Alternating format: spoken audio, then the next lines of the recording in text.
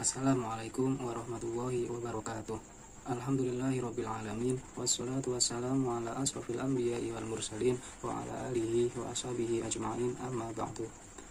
Pada kesempatan kali ini, saya Muhammad Khotibul Umam, mahasiswa semester 1 program Pasca Sarjana Pendidikan Bahasa Arab Universitas Islam Negeri Sunan Kalijaga, Yogyakarta, akan meresensi sebuah buku dengan judul Filsafat Pendidikan Islam, Dasar-Dasar Memahami Hakikat Pendidikan dalam Perspektif Islam.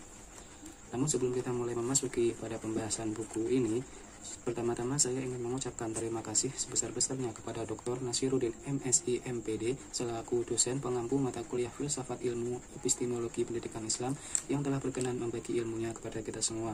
Yang kedua, tidak lupa rasa hormat dan terima kasih juga saya ucapkan kepada teman-teman seperjuangan, teman-teman semester 1 program Pasca Sarjana Pendidikan Bahasa Arab Universitas Islam Negeri Sunan Kalijaga, Yogyakarta. Baiklah, langsung saja kita menuju ke pembahasan buku yang akan saya resensi. Sebelum kita masuk ke pembahasan isi dari buku ini, pertama-tama saya akan sedikit membahas tentang biografi dari penulis atau penulis dari buku ini. Buku ini ditulis oleh beliau, Dr. Mahfud Junaidi MAG. Beliau adalah seorang dosen ilmu filsafat pendidikan Islam di Fakultas Ilmu Tarbiyah dan Keguruan, serta seorang dosen pada program Pasca Sarjana di Universitas Islam Negeri Wali Songo, Semarang. Selain itu, beliau juga adalah seorang dosen di Universitas Wahid Hasim, Semarang. Beliau lahir pada tanggal 20 Maret tahun 1996. Untuk riwayat pendidikan, beliau S1 menyelesaikan pendidikan strata 1 di Institut Agama Islam Negeri Wali Songo, Semarang pada tahun 1993. Kemudian menyelesaikan S2-nya di Institut Agama Islam Negeri Sunan Kalijaga, Yogyakarta pada tahun 1999. Kemudian beliau menyelesaikan pendidikan S3 atau doktornya di universitas yang sama, yaitu Universitas Islam Negeri Sunan Kalijaga, Yogyakarta pada tahun 2013. Oke, langsung saja kita menuju ke pembahasan atau isi dari buku ini. Buku ini berjudul Filsafat Pendidikan Islam, Dasar-Dasar Memahami Pendidikan dalam Perspektif Islam. Bukunya adalah ini. Buku ini bisa kalian dapatkan di toko buku terdekat, atau mungkin jika kalian merasa jauh untuk menuju ke toko buku, atau apalagi di masa pandemi saat ini, kalian bisa dapatkan buku ini di online shop, yaitu di Shopee. Kemarin sudah saya cek dan ada bukunya di sana, jadi kalian bisa dapatkan secara online juga. Oke, untuk buku ini itu terdiri dari 556 halaman dan terdiri dari 12 bab. Untuk bab pertama, buku ini berisikan pendahuluan dan tujuan pembelajaran filsafat itu sendiri. Untuk bab kedua, pada bab ini, penulis membahas tentang definisi filsafat serta 3 persoalan penting di dalamnya, yaitu ontologi, epistemologi, dan aksiologi. Selain itu, pada bab ini juga membahas tentang berbagai macam aliran dalam ontologi, yaitu mulai dari aliran monisme, aliran materialisme, aliran idealisme, aliran dualisme, pluralisme, agnotisme, hingga dengan aliran nihilisme. Baiklah, kita menuju pada bab 4. Pada bab 4 di buku ini, penulis membahas tentang filsafat pendidikan Islam, objek kajiannya, serta sumber-sumber filsafat pendidikan Islam itu sendiri, seperti halnya Al-Quran yang dijadikan sebagai sumber normatif pertama, kemudian Al-Hadis yang dijadikan sebagai sumber normatif kedua, kemudian istihad para sahabat dan pemikiran para tokoh Islam yang dijadikan sebagai sumber normatif ketiga, hingga sampai dengan pemikiran-pemikiran para filsuf dari dunia barat.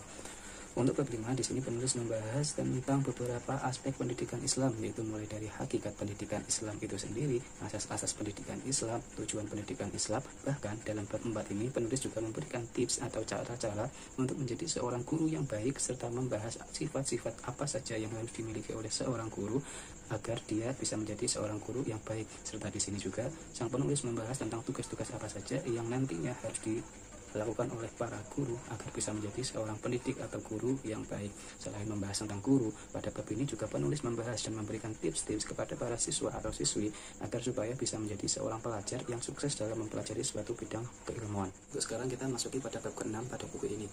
Baiklah, pada bab 6, penulis membahas tentang perkembangan ilmu pengetahuan yang berbasis Unity of Science. Dalam bab ini, penulis membahas secara lugas dan jelas tentang pengertian dari setiap dimensi ontologi, epistemologi, hingga dimensi aksiologi ilmu.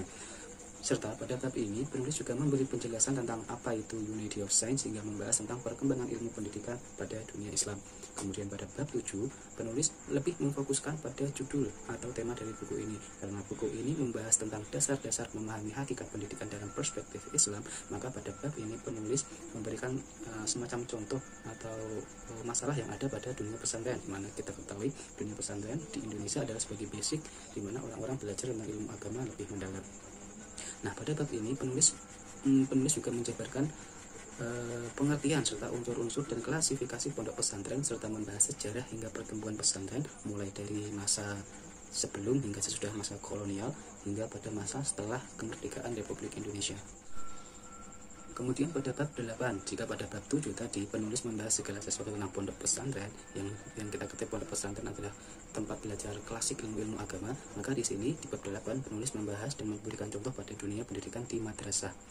Nah, pada bab ini penulis membahas secara lugas tentang madrasah atau sekolah di kalangan umat Islam. Kemudian pada bab 9, pada bab ini penulis membahas tentang pendidikan dalam keluarga. Jika tadi kita membahas tentang pendidikan yang ada di dunia pesantren sampai dengan pendidikan yang ada di madrasah, maka pada bab 9 ini penulis memberikan semacam pandangan pendidikan yang ada dalam keluarga.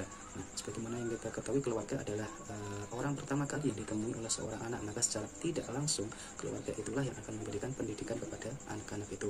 Maka di sini menurut penulis pembahasan ini penting, makanya pada bab 9 ini penulis memfokuskan pada pembahasan tentang pendidikan dalam keluarga. Dalam bab ini penulis membahas berbagai macam hal tentang pendidikan keluarga, mulai dari hakikat atau tugas utama dari keluarga itu sendiri hingga dasar-dasar dan tujuan pendidikan keluarga serta metode dan aspek yang harus diperhatikan dalam pendidikan di dalam keluarga.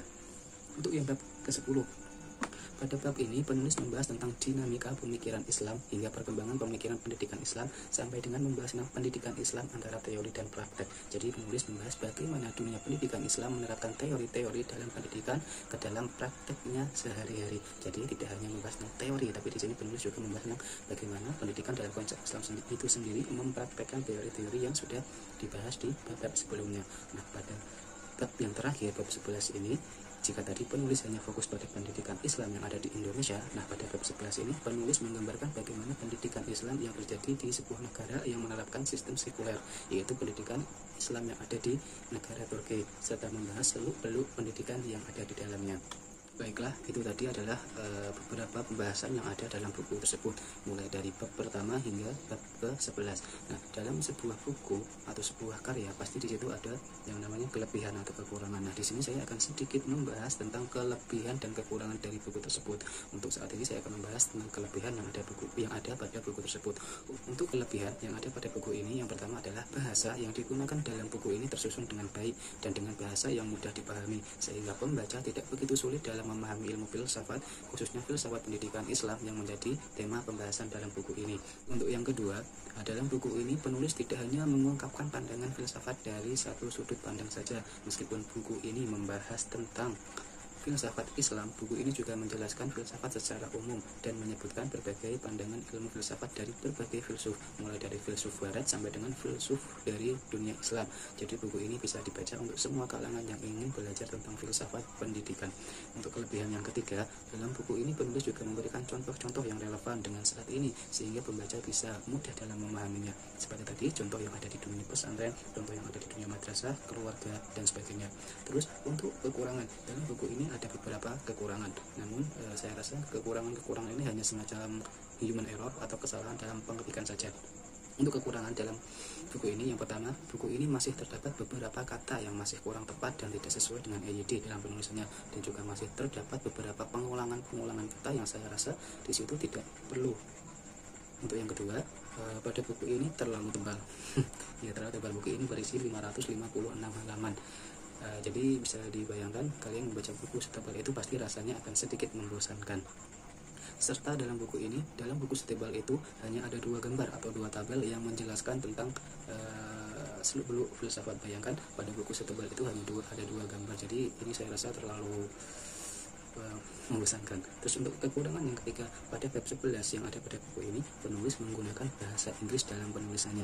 Bayangkan saja, belajar ilmu filsafat itu sendiri sudah sesuatu yang berat untuk kita mahasiswa kan, karena kebanyakan mahasiswa memandang bahwa ilmu filsafat itu adalah ilmu yang sudah sangat sulit difahami, apalagi kita melihat buku-buku filsafat yang isinya itu sangat tebal dan banyak, ditambah ini menggunakan bahasa Inggris. Bayangkan betapa pusingnya seorang mahasiswa belajar ilmu filsafat yang menggunakan bahasa Inggris, padahal bisa dikatakan tidak semua mahasiswa atau orang-orang di luar sana yang memahami bahasa Inggris, terutama dalam bidang grammar yang digunakan dalam penulisannya. Jadi mungkin di sini saya akan memberikan beberapa saran untuk saya, untuk kita semua, atau untuk orang-orang di sana yang nantinya menjadi seorang penulis di bidang filsafat. Mungkin bisa menggunakan berbagai macam gambar yang sesuai agar di dalam pembaca pun tidak merasakan bosan karena 100% membaca, jadi ada sedikit sesuatu yang bisa memahamkan mereka yang berupa gambar.